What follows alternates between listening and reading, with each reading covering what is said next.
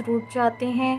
ہماری زندگی میں پیش آنے والے بعض حقائق ایسے بھی ہوتے ہیں جن کا مکمل ادراک ہونے کے باوجود ہم ان کے پیش آنے پر کچھ اس جھٹکے سے چونکتے ہیں جیسے وہ حقیقت نہیں، کوئی انہونی ہو۔ ٹھیک اس وقت میرا حال بھی کچھ ایسا ہی تھا، حالانکہ میرے ذہن کے کسی گوشے میں یہ بات گزشتہ شام ہی سے گردش کر رہی تھی کہ شانی کی اس پہلو تہی اور خاموشی کے پیچھے کوئی ایسی ہی کہانی ہوگی۔ لیکن شہریار کی زبانی یہ بات سن کر چند لمحے کے لیے میں بھی گنگ سا رہ گیا۔ شہریار کی آنکھیں بتا رہی تھیں کہ وہ ساری رات نہیں سو پایا۔ میں تیزی سے اس کی جانب بڑھا۔ تو کیا تم نے براہ راست شانی سے سوال کر ڈالا؟ نہیں، اس کی نوبت ہی نہیں آئی۔ کل رات میری کہانی کا پلاٹ سن کر شاید شانی کو بھی اس حقیقت کا احساس ہو گیا تھا کہ میں رویوں کے اس فرق کو پہچان گیا ہوں۔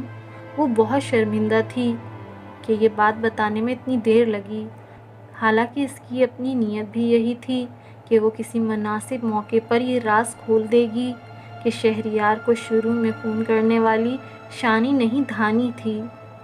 اور پھر جب شہریار کی پسند ان دونوں بہنوں پر کھلی تو شانی نے اپنے از خود فون پر دھانی کی جگہ لے لی، کیونکہ دھانی کے بقول اس کے شہریار کے لیے صرف بطور ایک اچھے لکھاری پسندیدگی کے جذبے تھے، جبکہ شانی پہلی نظر ہی میں شہریار کی شخصیت سے متاثر ہو چکی تھی۔ لیکن وہ دونوں ہی شاید یہ جان نہیں پائیں کہ شہریار لفظوں کا اسیر ہے، اس کی رگوں میں لفظ زندگی بن کر دوڑتے ہیں اور اس کی نسوں میں خون نہیں لفظ رواں رہتے ہیں۔ اس کے دل کو فتح کرنے والی وہ پہلی آواز جس نے حسین لفظوں سے خیال کی سنہری وادیوں تک کا سفر شہریار کی انگلی پکڑ کر طے کیا تھا، وہ صرف چند میٹھے بول نہیں تھے، وہ ایک فریکوینسی تھی جس نے دونوں کو ایک ایسے نقطے پر پہنچا دیا جہاں سے ان کا وہ سفر شروع ہوتا تھا، جس کے راستے اور منزلیں سب ایک تھیں۔ لیکن دھانی کے جانے کے بعد شانی وہ فریکوینسی برقرار نہیں رکھ سکی۔ وہ دو انسان جن کے درمیان محبت کے تار جڑتے ہیں، ان کے جذبوں کی لہریں ہوا کے دوش پر ضرور کسی ایک خاص مقام پر ملتی ہوں گی، جیسے فریکوینسی کی شارٹ ویو میڈیم لہر کی فریکوینسی نہیں پکڑ سکتی، اور اسی طرح لانگ ویو شارٹ ویو کی لہروں پر جڑے انہیں پکڑ نہیں پاتی۔ حالانکہ یہ تینوں لہریں اسی فضا میں ہمہ وقت موجود رہتی ہیں، لیکن ان کے دائرے کار مختلف ہوتے ہیں۔ محبت کے جگنو بھی ہر لمحہ ہوا میں تیرتے اور جگمگاتے رہتے ہیں، لیکن کسی جگنو کی چمک کس اندھیرے دل کا اجالا بن کر اس انسان کی زندگی میں اجالے بھر دے گی۔ اس کا فیصلہ وہ فریکوینسی کرتی ہے جس کے ملے بنا دنیا کا ہر ملن ادھورا رہ جاتا ہے۔ ہاں، البتہ شاید محبت کے یہ جگنو فضا میں تیرتے ہوئے اپنی جگہیں بعض مرتبہ بدل دیتے ہیں، ایک لہر کی تہہ سے نکل کر سفر کرتے ہوئے دوسری لہر میں جا ملتے ہیں۔ تبھی ہمیں بعض اوقات ایسے انسانوں سے بھی محبت ہو جاتی ہے جو بظاہر پہلے ہمارے لیے بہت عام ہوتے ہیں اور ہمارے آس پاس ہی برسوں سے موجود ہوتے ہیں، جی رہے ہوتے ہیں۔ مجھے ایک اور عجیب سی حقیقت کا ادراک بھی ہوا۔ ہمارا معاشرہ جہاں شادی کا بندھن ہی ملن کا باعث ہوتا ہے، جہاں اب بھی 90% رشتے بزرگوں کی مرضی اور دو خاندانوں کے جوڑ کا سبب ہوتے ہیں، ایسی طے شدہ شادیوں میں جہاں دو ہم سفر زندگی میں پہلی مرتبہ ایک دوسرے کو دیکھتے ہی اسی بندھن میں بن جانے کے بعد ہیں، وہاں محبت کے جگنوں کا سفر تیز ہو جاتا ہے۔ شاید دعاؤں کا ایندھن اس رفتار کو مہمیز دیتا ہے، لیکن شہریار کا ستا ہوا چہرہ اور اس کی سرخ آنکھیں بتا رہی تھیں کہ اس کے جذبوں کے جگنو اب بھی وہیں اسی لہر میں منجمد تھے جہاں کبھی پہلی رات دھانی سے اس کے تار جڑے تھے۔ میں نے غور سے شہریار کی آنکھوں میں بجھتے ہوئے چراغوں کو دیکھا۔ پھر تم نے شانی سے کیا کہا؟ میں پھٹ پڑا کہ ان دونوں بہنوں نے میری زندگی کے ساتھ اتنا بڑا مذاق کیوں کیا؟ آخر میں نے ان کا کیا بگاڑا تھا؟ وہ رو پڑی اور مجھ سے معافی ہی مانگتی رہی کہ اس کا مقصد مجھے دھوکہ دینا کبھی نہیں تھا۔ اسے بھی گزشتہ رات ہوٹل میں کھانے کے دوران یہ احساس ہوا کہ میں دھانی کے خیالات اور باتوں سے پہلے ہی اور شانی کے حسن سے بعد میں، جبکہ وہ اب تک یہی سمجھتی آ رہی تھی کہ میں پہلے ہی دن اس سے متاثر ہوں۔ مجھے شہریار کی بات سن کر نہ جانے کیوں بہت دکھ ہوا۔ تمہیں اسے ڈانٹنا نہیں چاہیے تھا، اس کا اندر بہت نازک ہے۔ تمہارے دیے ہوئے لفظوں کے گھاؤ بھرتے بھرتے بھر بھی گئے تو ان کے داغ سدا جگمگاتے رہیں گے۔ شہریار الجھا ہوا تھا۔ میں بہت دباؤ میں تھا، خود پر قابو نہیں رکھ سکا اور بہت کچھ بول گیا۔ دباؤ ہی میں تو خود پر قابو رکھنے کی ضرورت ہوتی ہے۔ جانتے ہو اصل فاتح کون ہوتا ہے؟ وہ جو دباؤ میں متانت کا دامن تھامے رکھے۔ انسان کی پہچان اس کے غصے کے دوران ہی ہوتی ہے۔ عام حالات میں تو سبھی میٹھے ہوتے ہیں۔ ہمارے اندر کے زہر کو پرکھنے کا پیمانہ یہ دباؤ اور طیش ہی تو ہے، اور ان چند لمحوں میں کچھ بت ایسے ٹوٹتے ہیں کہ پھر کبھی نہیں جڑ پاتے۔ اپنا بت سنبھال لو شہریار۔ وہ چڑھ سا گیا۔ تو تم چاہتے ہو میں ابھی جا کر اس سے معافی مانگ لوں؟ نہیں، یہ دوسری غلطی ہوگی تمہاری۔ تم پہلے ہی اشتعال میں آ کر پہلی غلطی کر چکے ہو۔ زندگی میں بعض غلط فہمیاں ایسی ہوتی ہیں جو مناسب وقت کا تقاضا کرتی ہیں۔ حالانکہ اس لمحے آپ کے دل و دماغ پر اپنی بھڑاس نکالنے کا جنون طاری ہوتا ہے، اور بظاہر آپ کو ایسا لگ رہا ہوتا ہے کہ گنتی برابر کرنے کا یہ موقع اگر آپ کے ہاتھ سے نکل گیا تو شاید ہمیشہ کے لیے دیر ہو جائے گی۔ ہمارا جوابی حملہ خطا ہو جانے کے بعد انہیں ان کہے لفظوں کی صورت میں کانٹا بن کر خود ہمارے دل میں چبھا رہے گا۔ لہٰذا ہم اپنے دل کے ببول اپنی زبان سے زہر میں بجھے تیر بنا کر دوسرے کے دل میں پیوست کر دیتے ہیں، اور ایسا کرنے سے وقتی طور پر ہمیں کچھ سکون بھی ضرور مل جاتا ہے۔ لیکن تم نے کبھی سوچا ہے کہ ہم اس سارے عمل میں کیا حاصل کرتے ہیں؟ صرف ایک خلش، کبھی نہ مٹنے والی کسک، اور بدقسمتی سے غلط ثابت ہو جانے کی صورت میں عمر بھر کے پچھتاوے، کیونکہ دل کے شیشے میں آیا بال پھر کبھی نہیں نکلتا۔ اسے نکالنے کے لیے وہ شیشہ چکنا چور کرنا پڑتا ہے، یا پھر عمر بھر اسی بال کے ساتھ گزارا کرنا پڑتا ہے، کیونکہ میں سمجھتا ہوں کہ لفظ کبھی واپس نہیں پلٹتے، اور ہم کچھ نہ کچھ ایسا ضرور کھو دیتے ہیں جو پھر کبھی نہیں ملتا۔ اس لیے رویوں میں حد درجہ احتیاط ہی زندگی کے ہر بندھن کی کامیابی کی ضمانت ہے۔ شہریار خاموشی سے میری بات سنتا رہا۔ تم ٹھیک کہتے ہو، ہمارے پاس کسی اجنبی کے ساتھ بھی کوئی دوسرا رشتہ نہ ہونے کے باوجود بردباری، احترام اور اس کی اپنی عزت کا رشتہ تو ہر حال میں قائم رہتا ہے، اور دوستی، محبت یا خون کے کسی رشتے کی صورت میں تو یہ ذمہ داری دگنی ہو جاتی ہے۔ میں رات کو اپنی ذمہ داری نبھا نہیں پایا۔ میں اب تک اپنی ہر کہانی اور افسانے کو ایک خوبصورت موڑ پر ختم کرنے کا عادی رہا ہوں، لیکن خود میری اپنی کہانی کا اتنا بدصورت انجام ہوگا یہ میں نے کبھی سوچا نہ تھا۔ تو پھر اب تم نے کیا سوچا ہے؟ کہانی ختم کرنے کا ایک اصول یہ بھی ہوتا ہے کہ لکھاری کو ہر کردار کے ساتھ انصاف کرنے کے بعد اسے انجام تک پہنچانا ہوتا ہے۔ شہریار نے لمبی سی آہ بھری۔ لیکن میری کہانی کا انجام کچھ مختلف ہے۔ میں نے واپس جانے کا فیصلہ کر لیا ہے۔ اس افسانے کے ہر کردار کو اپنا انجام خود طے کرنا ہوگا۔ ہماری باتوں کے دوران ناشتہ بالکل ٹھنڈا ہو چکا تھا۔ مستعد نوکر تھوڑی دیر بعد چائے گرم کر کے میز سجاتے رہے تھے۔ میں 2 گھونٹ بھر کر اسپتال کے لیے نکل پڑا۔ سلطان بابا کی حالت آج خلاف معمول کچھ بہتر نظر آ رہی تھی۔ مجھے دیکھ کر بولے، آج اپنی کنڈی کہاں لگا آئے ہو میاں؟ کبھی اس ذہن کو 2 گھڑی انعام بھی دے دیا کرو۔ میں مسکرا کر بات ٹال گیا۔ جانے وہ اتنی آسانی سے چہرے کی سلیٹ کیسے پڑھ لیتے تھے، یا پھر میری جبیں کی شکنیں ہی کچھ ایسی تھیں کہ میرے اندر برستی ہر بارش قطروں کی طرح ٹپکتی اور پھسلتی رہتی تھیں۔ چہرہ آئینہ ہوتا ہے، اور آئینے بوندوں کا بوجھ زیادہ سہار نہیں پاتے، انہیں بہنے کے لیے راستہ ہی دینا پڑتا ہے کہ بہاؤ کا واسطہ ہمیشہ شفافیت سے ہے۔ سلطان بابا کو اب اسپتال سے خارج ہونے کی فکر ستا رہی تھی۔ میں نے وجہ پوچھی تو کہنے لگے کہ یہاں سے بہت دور ملک کے مغربی ساحل پر کوئی درگاہ ہے جہاں ہمارا پہنچنا ضروری ہے۔ میں چونک سا گیا۔ ساحل اور درگاہ کا نام سن کر مجھے اچانک ہی اپنا شہر اور زہرہ سے ساحل پر ہوئی پہلی ملاقات یاد آ گئی۔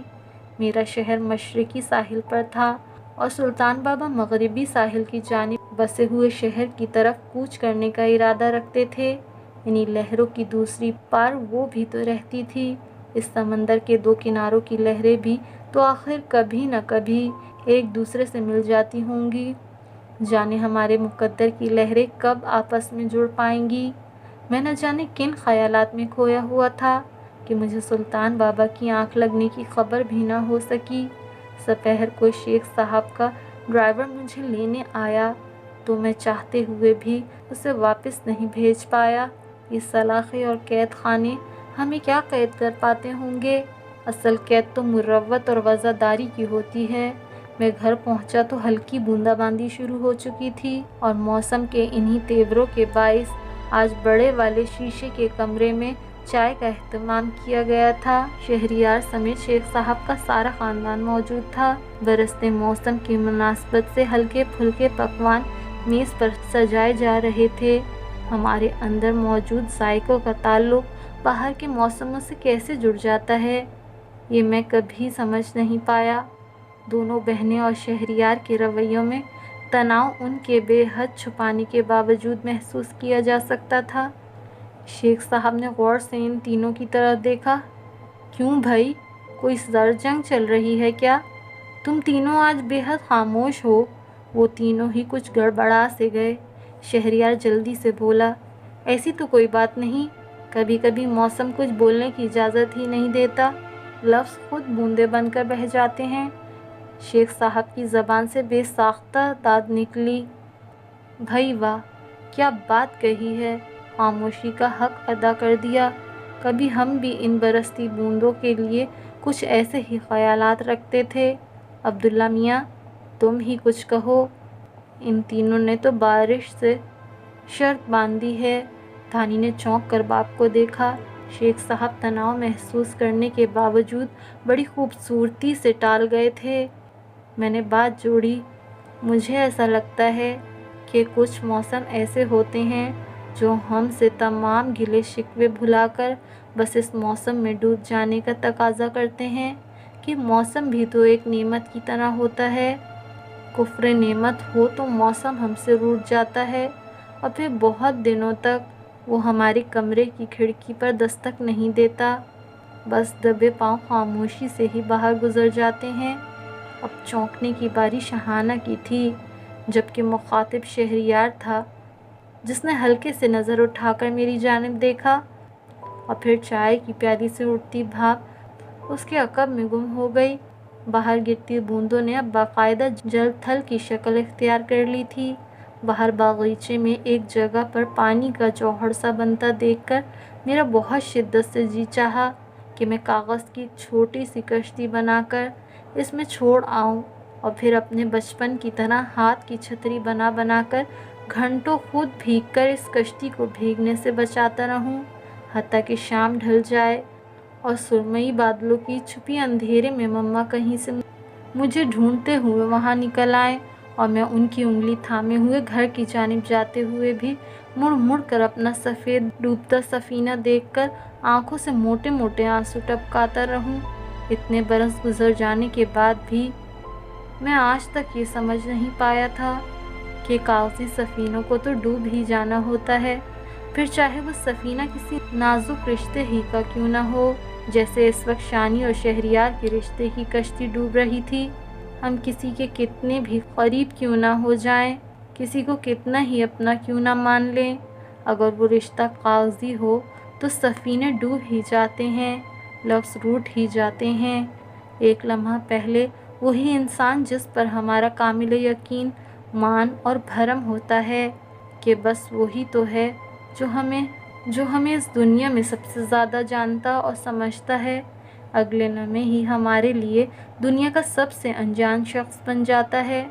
میں آج تک یہ معمہ حل نہیں کر پایا تھا کہ بے انتہا اپنائیت کا وہ بھرم جھوٹا ہوتا ہے یا پھر اچانک ہی بیچ میں یہ اندازہ ہو جانے والی اس بیگانی اور اجنبیت کا یہ احساس سچا۔ ہم پل بھر میں اتنے اپنے اور پھر ایک دم اچانک اتنے بیگانے کیسے ہو جاتے ہیں؟ चाय ख़त्म करके मैं अस्पताल वापस जाने के लिए उठा तो शेख साहब भी सुल्तान बाबा को देखने के लिए साथ ही चल पड़े। सुल्तान बाबा हमें साथ आता देखकर मुस्कुराए। लगता है मेरे जोगी का दिल आपके यहाँ लग गया है। शेख साहब भी हंस पड़े। पता नहीं, लेकिन अब्दुल्ला मियाँ को देखकर तो खुद हमारा भी जोग लेने को जी चाहता है। वो दोनों ज़माने भर की बातें करते रहे और मैं कमरे की खिड़की के करीब पड़ी कुर्सी पर बैठकर बरसती बूंदों का खेल देखता रहा। बारिश में सब ही मुंतज़िर यकसा हो जाते हैं। रिमझिम गिरती वो फुहार बाहर के साथ साथ हमारे अंदर से भी बहुत कुछ धो डालती है। घर वापस पहुंचने पर मुझे शहरियार अनेक्सी में दिखाई दिया। नौकर ने बताया कि हमारे जाने के कुछ देर बाद वो भी दूसरी गाड़ी लेकर कहीं निकल गया था। बारिश रुकने का नाम नहीं ले रही थी। नौकर ने खाने का पूछा तो मैंने इनकार कर दिया। इशा के बाद भी मैं बहुत देर तक शहरियार का इंतज़ार करता रहा, पर वो न जाने कहाँ रह गया था। इन्हीं सोचों में गुम मैं बाहर लॉन में जलती सफ़ेद गोल जुगनुओं की यलगार जैसी बारिश की बूंदें गिरती देख रहा था कि अचानक फ़ोन की घंटी ने मुझे झंझोड़ कर रख दिया। शायद ये फ़ोन शहरियार के लिए होगा, लेकिन वो तो अभी वापस नहीं पलटा। घंटी बहुत देर तक बजकर चंद लम्हे के लिए रुक गई और फिर कुछ देर बाद ही फिर से लगातार बजने लगी। मैंने शशो पंच के आलम में फ़ोन उठा ही लिया। दूसरी जानिब से उन दोनों में से कोई एक बोली, हेलो जी, मैं अब्दुल्ला बोल रहा हूँ। शहरियार अभी घर वापस नहीं लौटा। दूसरी जानिब कुछ लम्हे खामोशी छाई रही। फिर वो बोली, मैं धानी बोल रही हूँ, मुझे दरअसल आप ही से बात करनी है। मैंने अपनी हैरत को ज़ाहिर होने से रोका। जी फरमाइए। वो कुछ देर तक अपने लफ्ज़ जोड़ती रही। गालिबन शहरियार ने आपको पूरी तफसील से आगाह कर दिया होगा। मुझे इसी सिलसिले में आपकी कुछ मदद चाहिए। मैं हाजिर हूँ अगर किसी भी मदद के काबिल हूँ। शुक्रिया। शानी ने मुझे बताया था कि आप कुछ दिनों में शहरियार के बहुत अच्छे दोस्त बन गए हैं। आप इन्हें समझाते क्यों नहीं कि वो हमारी शुरू में हुई नादानी को बस एक शरारत समझकर माफ़ कर दें। हम दोनों में से किसी का भी मकसद इन्हें धोखा देना नहीं था। शानी कल रात से बेहद परेशान है और यकीन जानिए इस सारे मामले में अगर कोई कसूरवार भी है तो वो मैं हूँ। लेकिन सज़ा शहाना को मिल रही है। मुझसे मज़ीद उसके आंसू नहीं देखे जाते।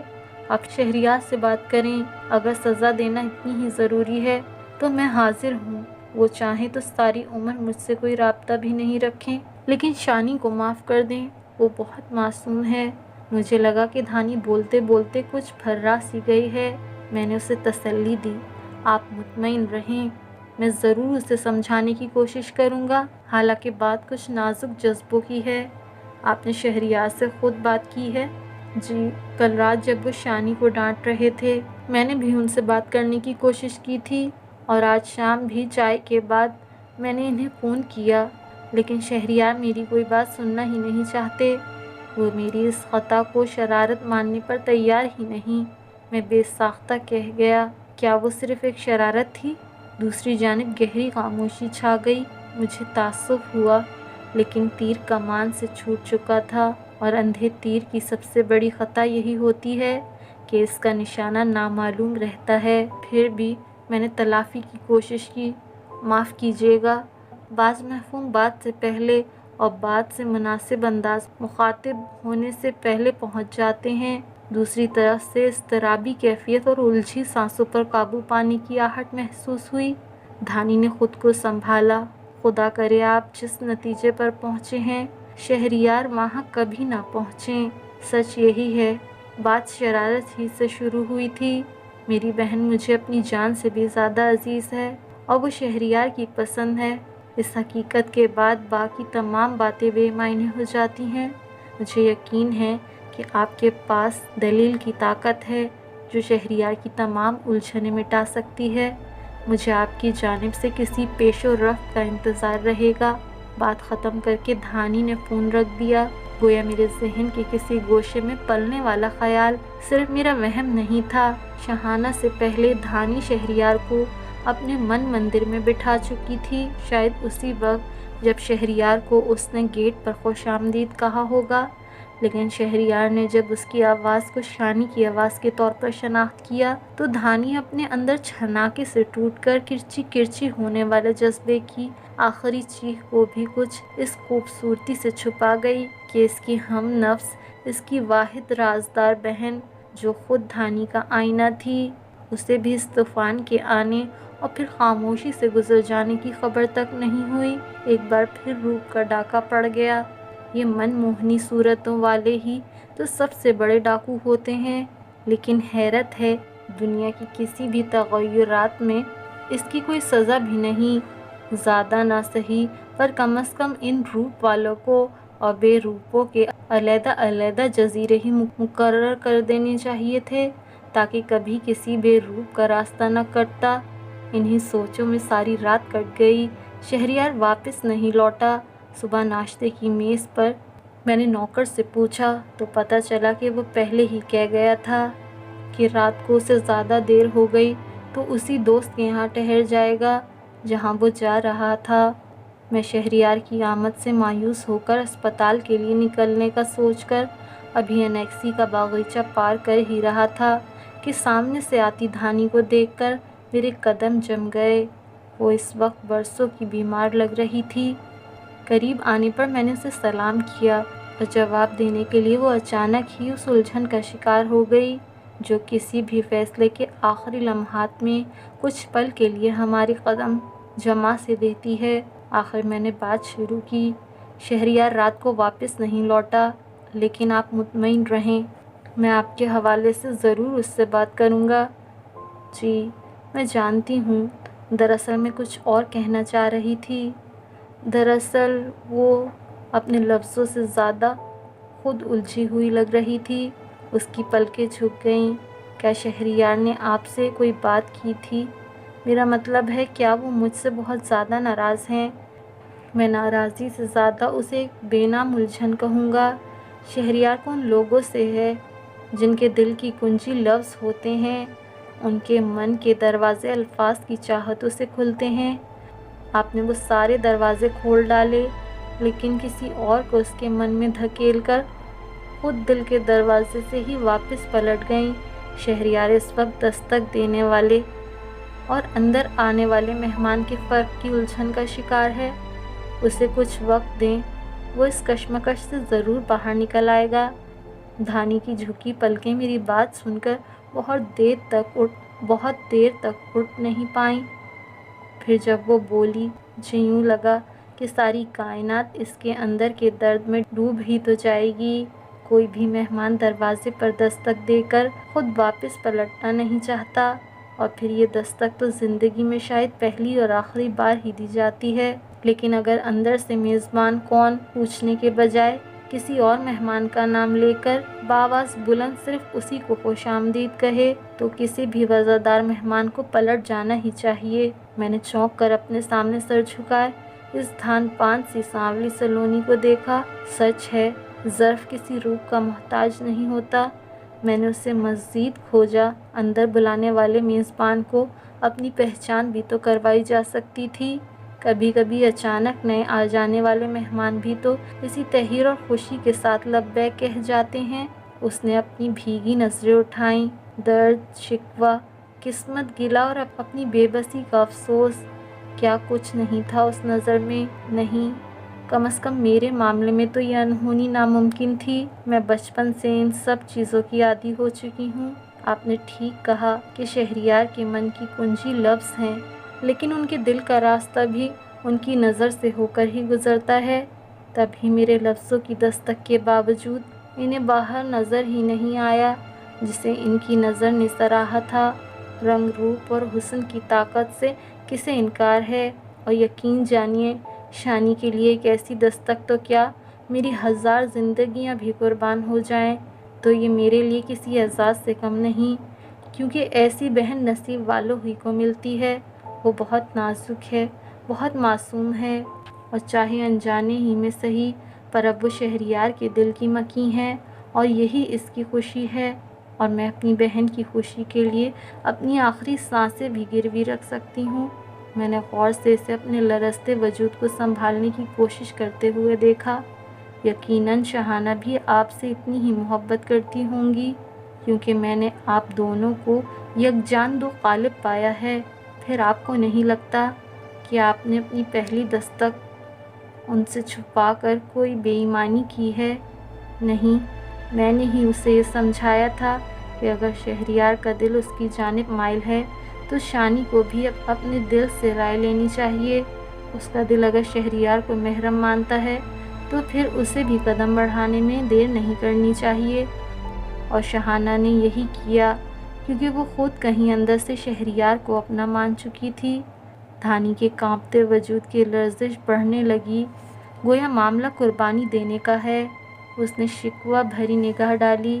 اگر یہ قربانی ہی ہے تو یہ قربانی میں اپنے جنم ہی سے دیتی چلی آ رہی ہوں۔ معاملہ اگر خوبصورت لفظوں ہی تک محدود ہوتا تو شہریار کی پہلی نظر ہی مجھ پر پڑتی، لیکن مجھ جیسے کو تو شاید خود کو مکمل کرنے کے لیے خوبصورت خیالات اور دانش کی بیساکھی کی ضرورت پڑتی ہے۔ خوبصورت لوگوں کی زبان سے نکلا ہر لفظ خود ہنسی اور خیال ہنسی تر ہو جاتا ہے۔ میں کتابی دنیا میں رہنے والی لڑکی نہیں ہوں، نہ ہی میں نے کبھی کسی خصوصی سلوک کی توقع کی ہے۔ ہاں، میرے اندر اپنے تخیل کی دنیا ضرور آباد ہے۔ جانے اس بار میرا دل کیسے بھٹک گیا اور شہریار کے دل کا دروازہ کھٹکھٹا بیٹھا۔ لیکن کیا کریں، دل پر زور بھی تو نہیں، اور اس کا دل بھٹکانے میں بھی شہریار جیسے ادیبوں اور شاعروں کا بہت بڑا ہاتھ ہوتا ہے۔ یہی ہمارے دل کی بجھی راہ کو اپنے جادو بھرے لفظوں سے کرید کر اس میں دبی چنگاریاں بھڑکا دیتے ہیں، اور پھر ہمارا دل باغی ہو کر ہم سے بس ایک ہی سوال کرتا ہے کہ کیا بدصورت لوگوں کو محبت کرنے کا حق نہیں ہوتا؟ کیا کم روپ والوں کا دل کچھ کم دھڑکتا ہے، یا سادہ چہرے والوں کے اندر کے جذبے بھی بے رنگ اور سادہ ہوتے ہیں؟ قدرت نے یہ کیسا نظام بنا رکھا ہے کہ روپ بانٹتے وقت تو ترازو اوپر نیچے ہو جاتا ہے، لیکن جذبے، کسک اور خلش بانٹتے وقت پیمانہ یکساں رکھا جاتا ہے؟ کیوں ہمارے اندر چاہنے اور چاہے جانے کی اس لازوال خواہش کا پیمانہ ہماری رنگ و روپ کے مطابق کم یا زیادہ نہیں رکھا گیا؟ اگر چاند اور ستارے توڑ کر لانے کے دعوے صرف روپ والوں کے لیے مخصوص ہیں تو پھر ہم جیسوں کے لیے ایک اور فلک کیوں نہیں تخلیق کیا گیا، جہاں جگمگاتے تارے اور چاند نہ سہی چند آج جلے انگارے کچھ مدھم جگنو ہی ٹانک دیے ہوتے؟ کیوں ہمارے فلک کے مقدر میں بھی ہمارے نصیب کی طرح صرف سیاہی ہی لکھی گئی؟ دھانی بولتے بولتے ہانپنے لگ گئی۔ شاید عمر بھر کا لاوا تھا جو آج میرے سامنے بہہ نکلا۔ ایک آنسو دھانی کی آنکھ سے ٹپکا اور اس کی قدم بوسی کر گیا۔ پیچھے سے آہٹ بلند ہوئی۔ شانی کسی ستون کی آڑ میں جانے کب سے کھڑی ہماری ساری باتیں سن رہی تھی۔ دھانی کا رنگ اسے دیکھ کر مزید پیلا پڑ گیا۔ شانی اپنی بہن کی جانب لپکی اور پھر اگلے ہی لمحے دونوں بہنیں ایک دوسرے کو گلے لگا کر بلک بلک کر رو رہی تھیں۔ میری پلکیں بھی نم ہو گئیں۔ مجھے یوں لگا جیسے آج پوری خدائی رو رہی ہے۔ بھول جاؤ گے۔ ان دونوں بہنوں کے لگاتار بہتے آنسو مجھ سے مزید برداشت نہیں ہو سکے۔ میں تو انہیں کوئی تسلی دینے کی حالت میں بھی نہیں تھا۔ بعض دھاگے کچھ اس طرح الجھ جاتے ہیں کہ انہیں سلجھانے کی ہر کوشش انہیں مزید الجھانے کا باعث بنتی چلی جاتی ہے۔ ایسا ہی کچھ جذبوں اور رشتوں کے معاملے میں بھی ہوتا ہے۔ ایسے میں اگر ان جذبوں، رشتوں اور گتھیوں کو اسی طرح الجھے چھوڑ کر آگے بڑھ جانا پڑتا ہے، سو میں بھی ان دونوں کو یوں ہی الجھا چھوڑ کر آگے بڑھ گیا۔ زندگی میں سبھی کچھ سیدھا نہیں ہوتا، یہ ہم سب کے ساتھ مکمل بھید بھاؤ ہے۔ شہریار دھانی اور شاہانہ کی زندگی نے بھی اپنا خراج وصول کرنا شروع کر دیا تھا۔ کتنی حیرت کی بات تھی کہ وہ دونوں بہنیں شہریار کا دل جیت کر بھی رو رہی تھیں۔ ایک اپنے لفظوں سے جیتی اور ایک روپ سے ہاری تھی، دوسری روپ سے جیت کر بھی لفظوں سے شکست کھا گئی تھی۔ وہ دونوں ہی فاتح بھی تھیں اور شکست خوردہ بھی تھیں۔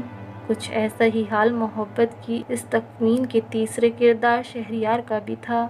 یہ محبت ہم لاچار انسانوں کے ساتھ کیسے کیسے کھیل کھیلتی ہے۔ آج دھانی کی فریاد نے مجھے اندر تک لرزا کے رکھ دیا تھا۔ دنیا کا ہر انسان مرد و عورت کی تشخیص کے بنا خود کو اپنے من کے آئینے میں حسین تر ہی دیکھتا ہے۔ شاید ہمارے ہمیشہ دو چہرے ہوتے ہیں، ایک وہ جو ظاہری دنیا کو نظر آتا ہے اور دوسرا وہ جو ہر لمحہ خود اپنے من کے آئینے میں دیکھتے ہیں۔ ان میں سے بعض اپنے اندر لگے شیشے سے جھلکتے دوسرے چہرے کے اس قدر عادی ہو جاتے ہیں کہ پھر انہیں فانی دنیا کے آئینوں کی عادت ہی نہیں رہتی، اور تب تک وہ خود کئی بار چوک جاتے ہیں جب کبھی ان کا واسطہ لگے کسی شیشے پر پڑتا ہے، کیونکہ سامنے نظر آتے آئینے میں کھڑا شخص انہیں بالکل اجنبی نظر آتا ہے۔ کبھی ہم چونک کر کہتے ہیں، ارے میری تصویر تو بالکل اچھی نہیں آئی، یا بھائی میں تو بالکل بھی فوٹوجینک نہیں ہوں۔ بعض زندہ تصویر کشی سے کترانے لگتے ہیں، تنہائی میں بار بار خود کو مختلف زاویوں سے شیشے میں دیکھ کر اپنے آپ کو یقین دلانے کی کوشش کرتے ہیں کہ چاہے ہماری تصویر اچھی نہیں آتی، شاید ہم ویڈیو میں اتنے ہی بھدے کیوں نہ دکھائی دیتے ہوں، اصل میں تو ہم بہت دلکش ہیں۔ ہمیں ہمیشہ صرف وہی جملے یاد رہ جاتے ہیں جو کبھی کسی نے ہمارے سراپے کی تعریف میں کہے ہوتے ہیں۔ ہم وہی رنگ پہننا شروع کر دیتے ہیں جو کسی رائے کے مطابق ہم پر جچتے ہیں۔ کچھ ایسا ہی برتاؤ ہماری تمام شخصیت کے بناؤ سنگھار کے ساتھ ہو جاتا ہے۔ دراصل ہمیں پہلا دھوکہ دینے والا کوئی اور نہیں، خود ہمارے کمرے کا آئینہ ہوتا ہے۔ ہمارے کمرے کا آئینہ ہوتا ہے جو ہماری دائیں جانب نکلی مانگ کو سر کے بائیں جانب دکھاتا ہے، اور پھر کبھی کبھی دائیں بائیں کا یہ معمولی سا سفر ہماری سر کی مانگ کی طرح ہمارے اندر لگے اور باہر کمرے کے آئینے کے درمیان ہمیشہ کے لیے ایک رکاوٹ ڈال دیتی ہے۔ مجھے اس دن نہ جانے اپنے بچپن میں سنی اس معمولی شکل و صورت والی شہزادی کی کہانی کیوں یاد آ رہی تھی، جس نے اپنی سلطنت کے سبھی آئینے توڑ ڈالنے کا حکم دے دیا تھا۔ کاش ہماری دنیا کے سبھی بیرونی آئینے بھی ٹوٹ جاتے اور ہم میں سے ہر ایک کے من کا آئینہ باہر کے کمرے میں لگ جاتا، تو یہ دنیا کتنی خوبصورت ہو جاتی۔ کون جانے ہمارے بیچ کتنے دل جلے ہوں جو آئینے توڑنے کے بجائے آنکھیں پھوڑنے اور اس آس میں دل رکھتے ہوں گے، اگر انسانی خوبصورتی کو ماپنے کا پیمانہ صرف یہ بے وفا نگاہیں ہی ہیں تو کاش لوگ بے بصارت ہی ہوتے۔ میرا ذہن نہ جانے کن بھول بھلائیوں میں اٹکا ہوا تھا۔ اندر ڈاکٹر سلطان بابا کے چند معائنے کر رہے تھے۔ اچانک میں شہریار کو سوجی ہوئی آنکھیں لیے اندر داخل ہوتا دیکھ کر حیرت زدہ سا رہ گیا، کیونکہ میرے لیے اس کی یہاں اسپتال میں آمد بالکل غیر متوقع تھی۔ وہ بہت تھکا ہوا سا لگ رہا تھا۔ میں جلدی سے اس کی جانب بڑھا۔ تم کہاں چلے گئے تھے؟ سب ٹھیک تو ہے نا؟ ہاں، بس ایک دوست کی طرف رک گیا تھا رات کو، اب بھی وہیں سے آ رہا ہوں۔ پتہ نہیں کیوں گھر جانے کو جی نہیں چاہ رہا، سوچا کچھ دیر تمہارے پاس ہی بیٹھ جاؤں۔ سلطان بابا اب کیسے ہیں؟ وہ بہتر ہیں، لیکن تم یہ سب کیوں کر رہے ہو؟ وہ دونوں تمہارے اس رویے کی وجہ سے بہت پریشان ہیں۔ کس کو سزا دے رہے ہو، خود کو یا ان دونوں کو؟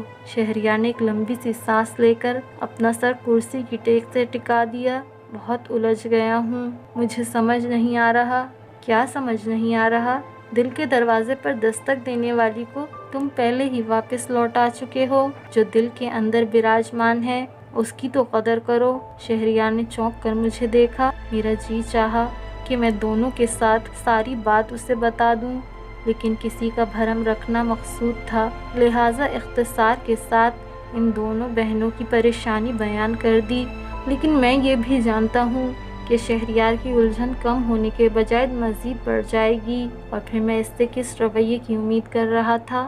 خود میں بھی تو کسی معروف کی ایک اچٹتی نظر کا شکار ہو کر سب کچھ بھلا بیٹھا تھا۔ کہیں میں بھی صرف زہرہ کے روپ ہی کا تو گھائل نہیں تھا؟ اگر زہرہ بھی عام شکل و صورت کی کوئی سیدھی سادی سی لڑکی ہوتی تو کیا تب بھی میں اسی طرح اپنا چین و قرار لٹا بیٹھتا؟ خود میں بھی تو کسی گہری کالی جھیل جیسی آنکھوں، گلابی آرس اور گالوں میں پڑنے والے گڑھوں کے قریب جا کر رکا تھا۔ خود میری منزل بھی تو کسی کے پنکھڑی لبوں کے قریب کا تل تھا، اور خود میرا راستہ بھی تو کسی صراحی دادگر کے خم سے ہو کر ہی گزرا تھا۔ خود میرے خوابوں کی نیند بھی تو کسی کی آنکھوں پر گرتی زلف نے اڑا رکھی تھی۔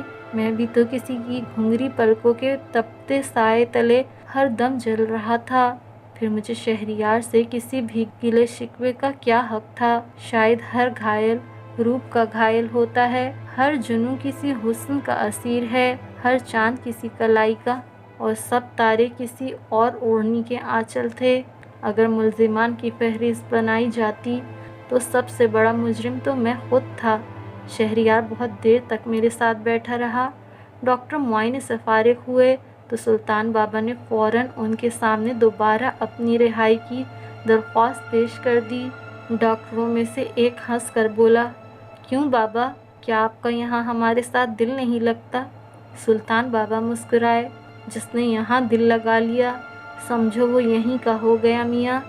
آپ مجھے یہاں سے جانے دیں تو یہ وعدہ رہا کہ ہر ہفتے ہم خود یہاں حاضری دینے آ جایا کریں گے۔ سبھی ڈاکٹر ہنستے ہوئے کمرے سے باہر نکل گئے۔ شہریار سلطان بابا کے پاس جا بیٹھا۔ میری نظر سامنے دیوار پر لگے کیلنڈر پر پڑی۔ ہمیں کال گڑھ سے نکلے آج ٹھیک 15واں دن تھا۔ اچانک نہ جانے کیوں پل بھر ہی میں مجھے ایسا لگا کہ کیلنڈر میں بھرے رنگ غائب ہو گئے ہوں، تصویریں رنگین سے صرف کالی اور سفید ہو کر رہ گئی ہوں۔ پھر میں نے ذرا غور کیا، نہیں، کالا نہیں، یہ تو نیلا اور شاید کچھ پیلا رنگ بھی تصویر میں باقی تھا۔ مطلب یہ کہ صرف سرخ اور سبز رنگ تصویر سے اڑے تھے۔ میں نے گھبرا کر زور سے پلکیں جھپکیں، جیسے کوئی پرانے کلر ٹی وی کے چلتے چلتے رنگ اڑ جانے پر اسے زور سے آس پاس سے تھپک کر ہلا کر جھٹکے سے اس کے رنگ واپس لانے کی کوشش کرتا ہے۔ یہ ایک لمحاتی اثر تھا اور دوسرے ہی لمحے میری بصارت کے رنگ واپس لوٹ چکے تھے۔ لیکن ٹھیک اسی لمحے مجھے اپنی نسوں میں تیز مرچوں جیسی جلن اور تپن دوڑتی ہوئی محسوس ہونے لگی۔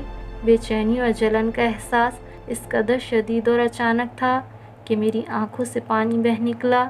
میں نے جلدی سے قریب پڑے پانی کے جگ سے 3-4 گلاس پانی بنا کسی وقفے کے حلق سے نیچے انڈیلے۔ شہریار دوسرے کمرے میں سلطان بابا سے باتیں کر رہا تھا۔ دونوں میری اس بگڑتی حالت سے ناواقف تھے۔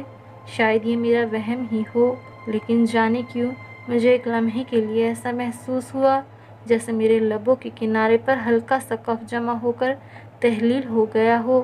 پتہ نہیں یہ سب کیا تھا، لیکن چند لمحوں ہی میں اس احساس نے میری روح نچوڑ کر رکھ دی تھی۔ شکر ہے کہ جس وقت سلطان بابا نے مجھے آواز دی تب تک میرا ہانپنا ختم ہو چکا تھا، ورنہ وہ خواہ ہی پریشان ہو جاتے۔ پھر بھی جب میں درمیانی راستے کا پردہ اٹھا کر ان کے بستر والے حصے تک پہنچا، جب تک وہ میرا چہرہ پڑ چکے تھے۔ کیا ہوا میاں، یہ ہلدی کہاں سے مل لائے ہو چہرے پر؟ رنگ کیوں زرد پڑ رہا ہے؟ میں نے بات ٹالی، کچھ نہیں، شاید نیند نہ آنے کی وجہ سے کچھ بے چینی سی ہو رہی تھی۔ اب ٹھیک ہوں۔ وہ کچھ دیر تک غور سے میری جانب دیکھتے رہے۔ کبھی 2 گھڑی آرام بھی کر لیا کرو، جنوں حد سے گزر جائے تو وحشت بن جاتا ہے۔ میں چپ رہا۔ سپہر کو شیخ صاحب کا ڈرائیور آ گیا۔ میں نے شہریار سے کہا کہ گھر چلا جائے، شیخ صاحب جانے کیا سوچتے ہوں گے، لیکن اس نے ضد پکڑ لی کہ میں بھی کچھ دیر ہی کے لیے اس کے ساتھ ہی چلوں۔ میں نے پردہ اٹھا کر دیکھا، سلطان بابا کی آنکھ لگ چکی تھی۔ ہم خاموشی سے دبے پاؤں گھر میں داخل ہوتے ہی حسب توقع شیخ صاحب نے شہریار پر سوالوں کی بوچھاڑ کر دی کہ وہ ٹھیک ہے، کہیں ان کی خدمت میں کوئی کمی تو نہیں آ گئی جو شہریار یوں اکتا کر دوست کے گھر چلا گیا تھا۔ شہریار نے بڑی مشکل سے انہیں یقین دلایا کہ اسے تو بس اپنی کہانی کے ایک اہم موڑ کے لیے ماحول کی کچھ تبدیلی چاہیے تھی اور بس۔ چائے کے دوران شانی اور دھانی نے بھی ہر ممکن کوشش کی کہ ماحول خوشگوار رہے۔ آج گزرے روز جیسی پھوار تو نہیں پڑ رہی تھی، لیکن آسمان پر آج سفید بادلوں کے بہت سے آوارہ ٹکڑے کوکلا چھپاکی کھیل رہے تھے۔ آج دن بھی جمعرات کا تھا۔ مجھے یاد آیا کہ بچپن میں جب چھوٹی ماں میری خالہ بادلوں کی کہانی سنایا کرتی تھیں کہ یہ سارے بادل اللہ میاں کی بھیڑیں اور دمبے ہوتے ہیں، جنہیں اللہ میاں کے وقت نیلے آسمان پر کھیلنے کے لیے چھوڑ دیتے ہیں، تو میرے ذہن میں اللہ میاں کا بہت ہی خوبصورت سا تصور ابھرا تھا۔